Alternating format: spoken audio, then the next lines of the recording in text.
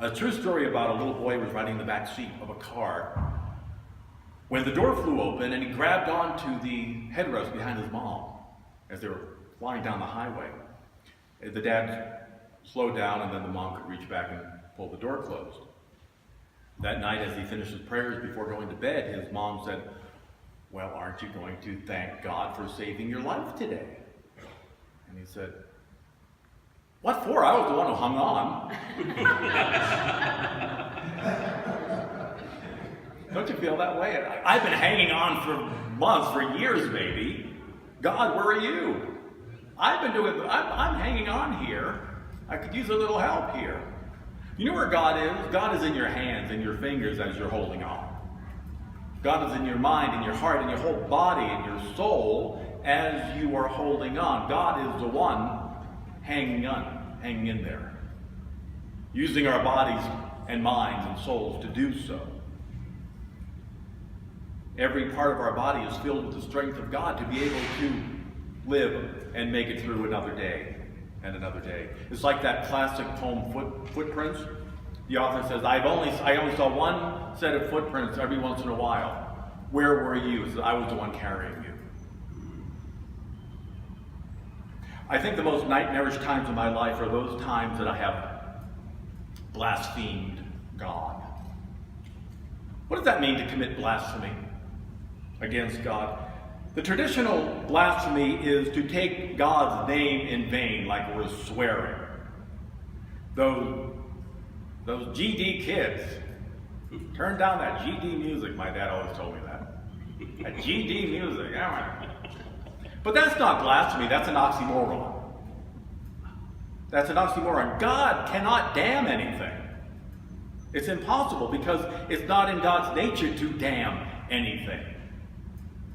God couldn't damn anything if God wanted to because God is love. Love cannot damn. Love can only love. God could never create a hell either because that is not in God's nature. God can only create perfection, heaven. Wherever God is, it's heaven. Hell is a human condition that we create by our thinking, by our belief system. Peace can only create peace. Joy can only be authentically joy. The word blasphemy is from the Greek word blasphemos, meaning to speak evil. In our unity philosophy, we know that evil is not a God idea. It's a temporary, limited human creation that we are spewing forth. If something doesn't come from God, where does it come from? Anyone? No, not Newark. If it doesn't come from God, it comes from fear. God or fear. Of course, the miracles teaches I can only come from one of two places, love or fear. Scripture puts it this way, perfect love casts out fear. So when you have perfect love there, then fear has no room to take hold. So to commit blasphemy is to deny our divinity. That's what it really means. You're blaspheming when you say, I am not powerful. When you put your I am identity to anything but the truth of God, we are committing blasphemy. We're denying the absolute, overwhelmingly glorious good waiting for us to claim it as our own. But not only do we not claim it, we totally deny it. We know God and no. No God, no God, no God, no God, no. Over and over again, we tell God no to prosperity, no to our joy, no to healing, no to healthy, wonderful, authentic relationships. Over and over and over again. I hear people say, often in counseling, when have I ever said no? I'm always saying yes. I'm always praying. Ever since I've come to Unity, I've always been yes, yes. I'm always affirming. I've never said no to my good. Okay, we say no to our prosperity when we claim, I never have any money at the end of the month. I never, ever, ever have money at the end of the month. That is blasphemy. That's denying the good of God, though even though it may not appear in your bank, it is yours. I can't pay my bills, I have too many of them. is another one to say that God is not abundantly blessing us even though it seems impossible. I can't afford a love offering this week. I'm going to Nobu later and I need to tip the waiter really well. You know, we tip a waiter 20% and up. It came to me one day in meditation, can we not tip God at least 10%? It's just something to meditate on. Can I take 10% of my good and give it to where I get my spiritual food, wherever that might be? The answer is always yes. We're always saying no when we want to say yes. My friend David, American, moved to England, and one of his friends, after being there for a while, said, "We have to talk with you." It was okay. She said to David, you never give us tea. And he said, well, I offer you tea and you say no. He said, we don't mean it. Here's the game. You say, would you like tea? We say, oh no, don't go to the bother. You say, it's not a bother. We say, oh no, you shouldn't. We say, oh, I insist. And we say, okay. That's the British way. He said, got it, all right. We're Americans. We say, do you want something? You say no. We say, fine, I'll keep it myself. It's a game. It's a game we have to learn how to play. We also say, this job doesn't pay me what I'm worth. And then it doesn't. What a surprise. Or, I deserve a good paying job. If it's not this one, then it will unfold and it will be revealed to me. We say no to wholeness, to healing, when we affirm, I will not forgive that witch for what she did to me when I was 8. And then we wonder why our divine life is shutting down. It's because when we don't forgive, we are not in the flow. We affirm, the doctors say I will never be completely well again. Here's what's going to happen, and then we take their word as absolute gospel truth. I'm getting so old I can't get off the couch without it hurting. Okay, I want those of you who are able to stand, I want you to stand without grunting. I'm going to count 3. 1, 2, 3.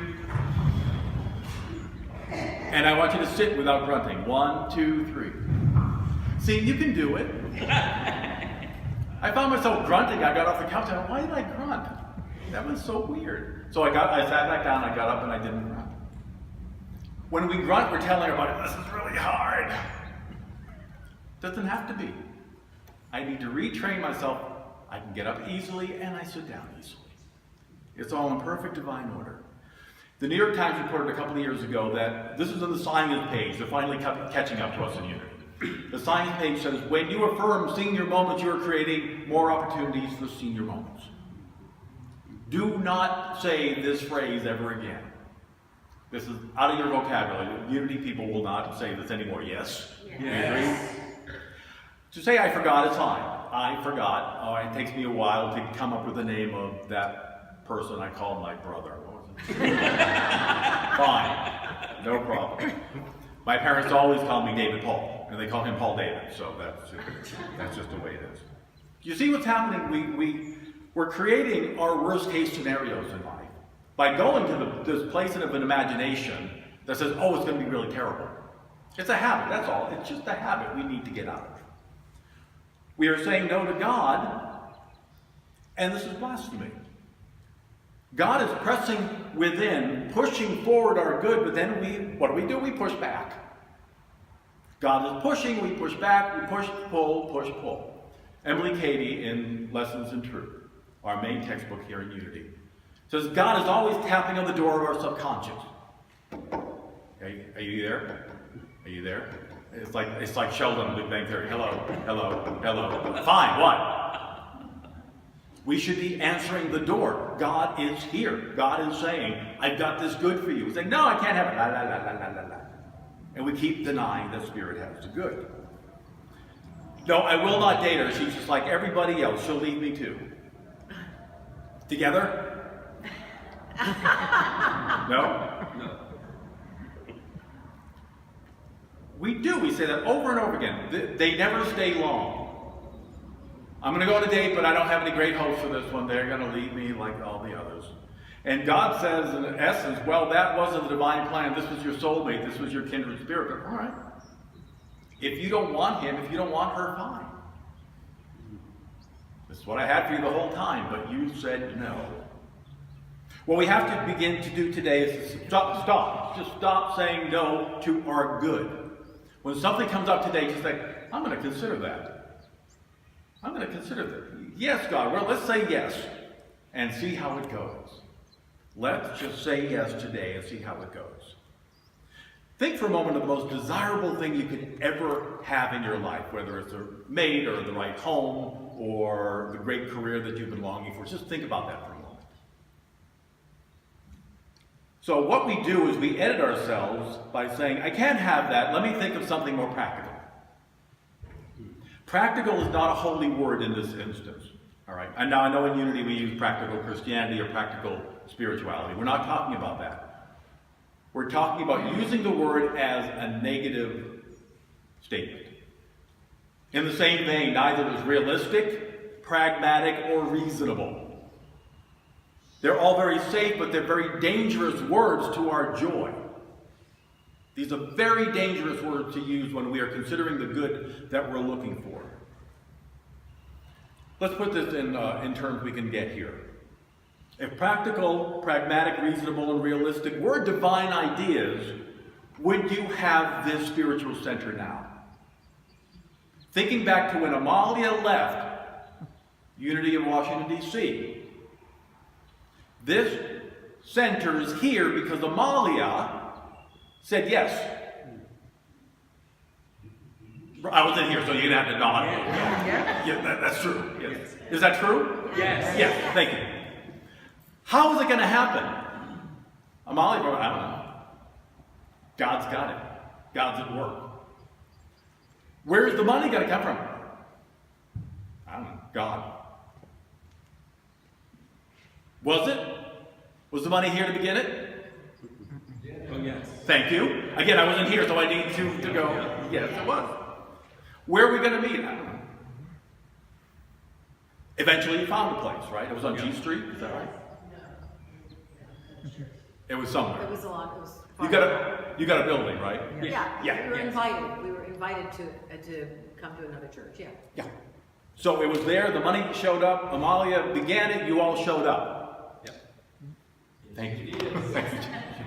Thank you for affirming that. So we should have this place because this is what God is calling us to do. Correct? Yes. Absolutely. Yes, all the way down the line when you did not know how that was going to show up. I left Eric Butterworth because we needed a spiritual community that affirmed the worth of everybody. With Eric Butterworth, it was simply you showed up, you listened to the speaker, you heard the singer, and then you left, and there was no more contact. It was divinely led for us to create Unity of New York, and we did. We had 500 people the first Sunday in 1999, and it's still continuing 19 years later. This was a divine idea. We said yes to. Where was the money going to come from? I didn't know. Where were we going to be? I didn't know. Ever watch Project Runway? You know where they do the runway? That was the first place that Unity of New York met, in that very room there. We just said yes to the good, and it showed up. We didn't know where it was going to come from, but we knew it was, and it was a holy idea because it's still running. It's still in existence, still blessing people to this day. Our job here in New York was to remain open and receptive to what Spirit had, even though we did not know how it was going to show up. We never know how it's going to show up. We think we know. We did not know, and you did not know how this was going to unfold. But the truth is, God will not fail. God cannot fail her children. This is impossible. We're the ones who call it a failure. Outside of Vienna in World War II, there was a concentration camp where one particular Jewish man had been for 4 years. 4 years in a concentration camp. It's just unimaginable. The prisoners were made to sleep on dirty, bare, freezing floors. They shared one loaf of bread with 10 other men, and they were forced to do back-breaking work every single day. No matter how brutal and seemingly God-forsaken this man's life was, he had deep faith in God, that God was there and God was at work. He managed to keep a small prayer book with him when he first came to the camp, and it became an anchor for him. And it was always terrible, but there were times where he didn't really know whether he was going to wake up the next day. One night the man had a dream, and in this dream his mother came to him very clearly and said, "All of my sons are dead except for you. All of my grandchildren have been murdered. You are the last living member of this family." My son opened the Torah to Psalm 54:7, and then he woke up. He reached for his small book and he read the verse, "For he has delivered me out of all trouble, and my eye has looked in triumph over my enemies." He kept reading that over and over and over again. The next day, new prisoners from his hometown arrived and told them that every single family member had been killed at Auschwitz. And a short time after that, the camp was liberated by the Allies. As people were being executed and tortured all around him, this man held on to the truth. God was there and delivering him out of what was a nightmare, essentially. His mother came to him and said, "Hang in there. Hold on to this truth. God is at work." Now, the question always arises, ever since the camps were liberated and the whole planet found out about this, why wasn't God at work in the others? There were 6 million plus others who died.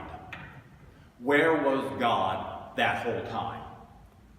Why didn't God save over 6 million people? Wasn't God with them? I had to take that into meditation. I didn't have an answer. That's a question that always comes up in classes. Where was God? Why wasn't God with them? And what I heard very clearly in meditation when I brought that in was, who are we to say that God wasn't? Who are we to say that God wasn't? God is always with God's creation, always. True, their bodies did not survive, but their souls were not destroyed. They went home. They went home. We are eternal beings of God, and even though we will pass from this place one day, we remain as alive when we go over as we were here, and more. And more. I once had the blessing of helping an elderly woman make her transition to the other side of life. It was my first ministry. I was 35. And this woman was astonishing. She taught me so much. And I walked into the room at the assisted living place they were in. It was the medical facility. And she was writhing in agony. I'd never seen this woman. She was always so centered and had such wonderful light around her. I was in shock to see this woman in such agony and such pain. I knew she didn't fear death, so what was going on was baffling to me. And so I pulled her husband aside and I said, "Wow, what's going on here? Why is she fighting so hard?" He thought for a moment. I said, "Did you say anything to her?" He thought, "Well, I told her I couldn't live without her. I was trying to make her feel loved." I said, "She knows that. She knows you love her. But she needs to know that you'll be okay without her here physically. She's worried about you. That's why she's in such pain." He went back to the room and he said to her, I'm going to be fine. You can go home now. You'll always be with me and I will be with you soon." I watched her and she relaxed. All of a sudden she stopped fighting. Her breathing became slower, and within 2 or 3 minutes, she fell asleep. He called me the next day and said she passed away that morning, very peacefully. The couple was married over 55 years. They were only ever apart for 2 days. Both of those days were the evening she gave birth to her children. The pain and fear this woman went through was the erroneous belief that her husband couldn't survive without her, and so she was holding on. When he told her the truth, she was able to move forward. So what erroneous belief are you holding, and am I holding, today? What are you writhing in agony over that you're holding on to so strongly that is not the truth of you? Is it about your health, about your career, about your money, about your relationships? What have you been told? Don't be selfish. You don't deserve that. Don't take too much. Think about other people, for God's sake. Don't talk about how good it is or it'll all be taken away from you. Jewish people call that a kinahara. Don't say some things are good. Oh, no. You'll jinx it. Fate will take your good away. These are all ways that we continue to say no to the good of God at work in our lives. We have to stop praying no and start praying yes to the good. We have to tap into the faith and joy and love and the power of Spirit, waiting, tapping all the time. I got some good for you. Why don't you take this? Accept it. It's yours. Joel Goldsmith addresses this in his book, Invisible Supply. I think Joel Goldsmith is one of my top 3 spiritual teachers. He wrote, in the human world, there are many temporal powers, those of disease, sin, money, politics, war, and so forth. If you pray in the nonsensical manner of the past, God, overcome my enemies, you're wasting precious time because God never has done so and never will. God does not do something to an evil power. God simply is the only power. Prayer has failed in the past because they have tried to overcome a temporal power, which is not a power. It's like trying to overcome a mirage in the desert. How can you exert power over something that does not exist? The word possible and power come from the same Latin root word potis, P-O-T-I-S. By only calling forth the power of God, every good is manifested in the way it needs to. People often ask me, how do I know this is coming from God, and how do I know it's coming from my ego? Very often the ego mimics God, doesn't it? It can sound really peaceful and really loving, but I'm not really sure how I know it's from God or not. Here's what came to me one day. If you're from God, speak up. If you're not, shut up. It works. If you're from God, speak up. I need to hear this clearer. If you're not of God, if you're of the ego, shut up, go away. You have nothing to do here. In our study of unity metaphysics, we've discovered that anything we give our focus and attention to begins to grow. What I can focus on all day long is something I've become. Emmett Fox codified this in a wonderful teaching called the Golden Key. That which I focus on grows. We have a new Golden Key pamphlet back there. It's really wonderful. Thank you for getting that in. So we have a lot back there. And it expands on this idea that what we are looking at and focusing on and giving our attention to all the time is the divine power. So if I'm focusing on abundance, that grows. If I focus on the lack and how much I don't have, that continues to grow. How much energy am I giving to challenges? And how much energy am I giving to my answers, to the God answers within? How much time do I give to brooding and being hurt and offended rather than moving beyond the ego and really claiming all the good that God has, regardless of what other people are saying? Another one of my spiritual heroes is the 13th century mystic Meister Eckhart. He said the outward work will never be puny if the inner work is great. And the outward work can never be great if the inner work is puny. I love that word, puny. How puny is your God? Tiny little thing. He said, great work receives and draws all of its being from nowhere else except God. Great work receives and draws all that it is from God alone. Again, you can ask for a sign. If you need a sign for your good, ask. Thomas did. Thomas didn't quite believe that Jesus was up and walking around after being crucified. And Jesus went, look, put your finger in my side. He didn't deny that Thomas had a right to do that. So ask for a sign. If you need a sign, ask for one. I chatted with a man at a wedding that I performed a few years back who told me that he was having some real doubts about things in his life, and he shouted out, God, I need proof. I just need to know that you're here. He went over to the Bible and he opened, did that thing of opening the Bible, which can work sometimes, and sometimes it's a little terrifying. But he opened the Bible and it said, the kingdom of God is within you. Okay. And he continued reading, but his eye kept popping back up. The kingdom of God is within you. He put the Bible down, began to think about that a bit, and an hour later his friend called and said, I've been thinking about you all day. He said, I just wanted to ask, a Bible verse has popped into my head. Does the kingdom of God is within you mean anything to you?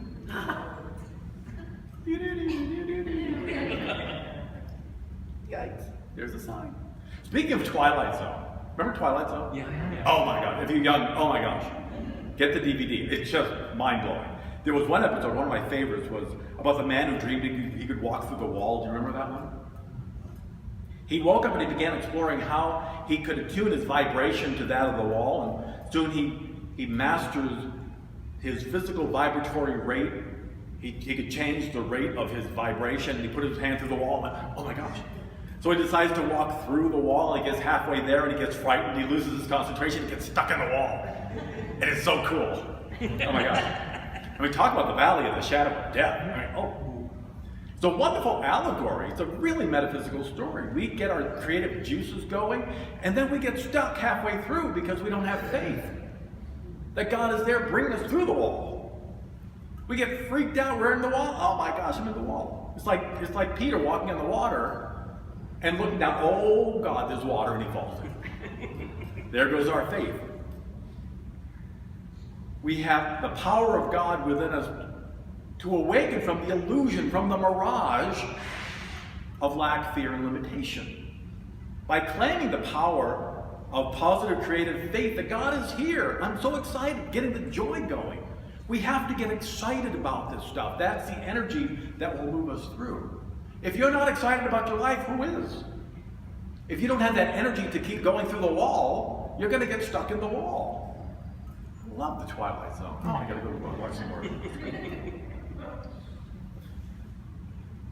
There was this old story about an alchemist who told a king that he had the formula. He could turn sand into gold, and since the kingdom had a lot more sand than gold, the king was very interested in buying the formula from the alchemist. So he bought the formula, and the alchemist said to the king, oh, this formula is guaranteed to work, as long as you do not think of the word abracadabra.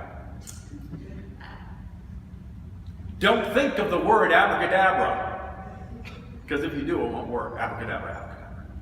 Don't think of that word abracadabra. It's not going to work, abracadabra. Of course it didn't.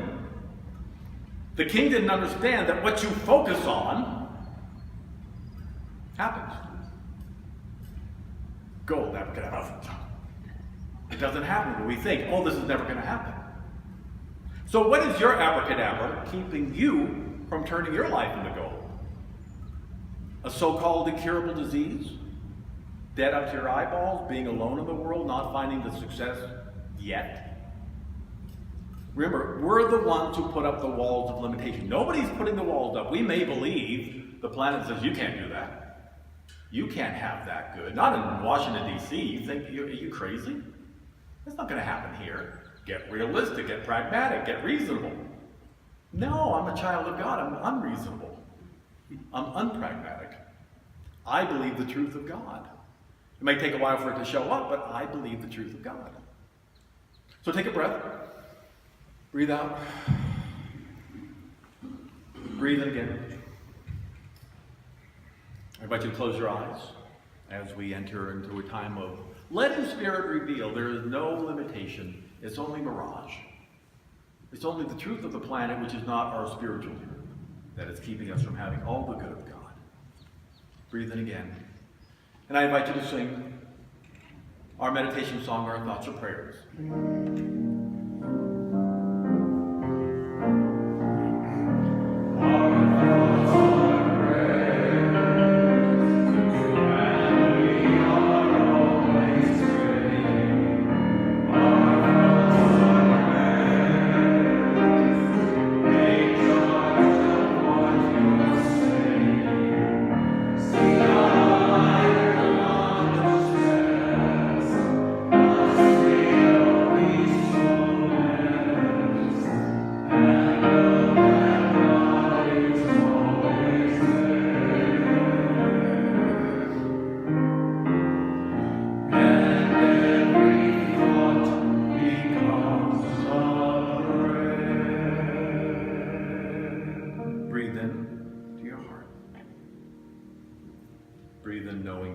truth. You are I am, a creation of spirit, a child of the Father and Mother God. I deserve good simply because I am a creation of the universe. I am whole. I am wealthy. I am loved and loving. It is not selfish to claim the good that God has waiting for us. Say yes to God, and God will say yes back. Breathe that in. Let go of doubt, fear, anxiety. Say yes to joy. Let joy take hold from the top of your head all the way down to your feet.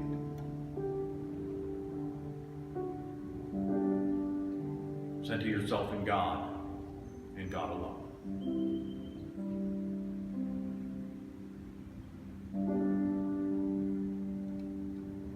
Respond with yes inside the quiet of your being. Do I desire great health? Yes. Do I desire overflowing prosperity? Yes. Do I desire more fun, exciting, creative life? Yes.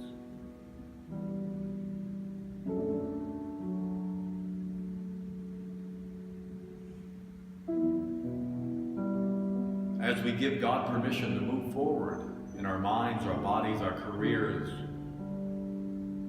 our relationships, our mental health, our home life, I begin to see the outpicturing of the good that I know is mine already.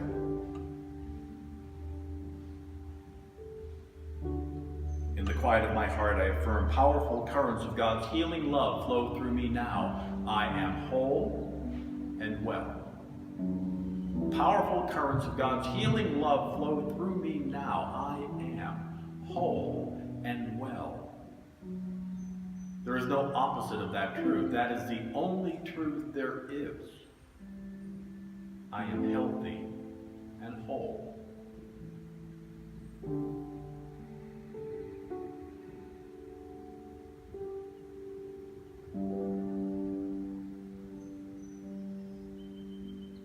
I am a successful creation of spirit, and I dare to prosper now. Breathe that in as your truth. I am a successful creation of spirit, and I dare to prosper now. Abundance is our right.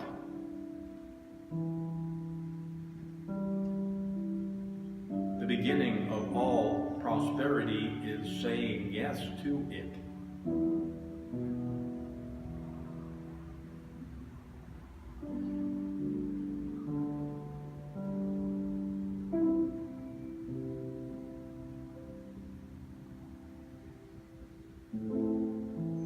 All information necessary for the unfoldment of my divine plan is revealed to my conscious awakened mind right now.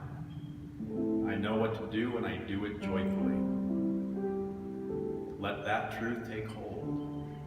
All the information necessary for the unfoldment of my divine plan is revealed to my conscious awakened mind. I know what to do and I do it joyfully. Rest in that truth. In the quiet of our being, we allow spirit to flow forth. We give God permission. We say yes to God now. And we watch our lives become the lives we came to live. Breathe in and let go.